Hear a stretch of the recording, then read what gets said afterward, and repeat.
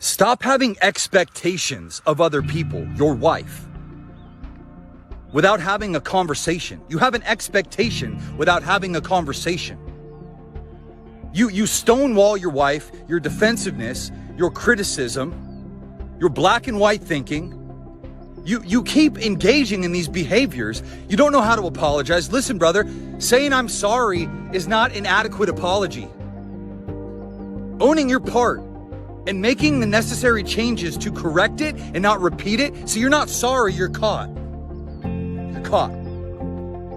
So stop having an expectation of how you want other people to be without first having the conversation.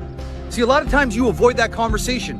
If you're the type of individual that is shutting down and cannot have a conversation, that is pure childishness. That is you not being a grown adult, being mature.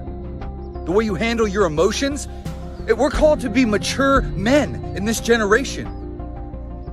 You shutting down your emotions, bottling them up, suppressing them, pushing them down, repressing them, depressing them, is not mature.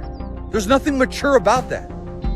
But see, you regulating yourself, you being able to walk with confidence, you being able to own your part, you being able to validate how your wife feels, learn how to communicate with her. Because when you don't, what happens is your wife becomes super controlling. She doesn't trust you. And she gets to the point where she just turns off. She has to shut herself off. Why? Because she's hurt. And then you change for 2 days and then have an expectation that all of a sudden things are supposed to get better right away. This is gonna take time. It didn't happen overnight that you just basically destroyed the relationship because you weren't leading. And it's not gonna happen overnight. When you start to change, you make a couple of different changes and then you have an expectation. You know what an expectation is? It's a pre-planned resentment. It's a pre-planned resentment. You have expectations of how people are supposed to treat you because of incremental changes that you're making, but you're not looking at the damage that you've caused over time. And that's gonna take time to fix. And listen, bro, if you're not willing to face this stuff, they say time heals all wounds, right? But time won't heal what you won't face. Time won't heal what you won't face. So stop living in denial about everything that's going on around you.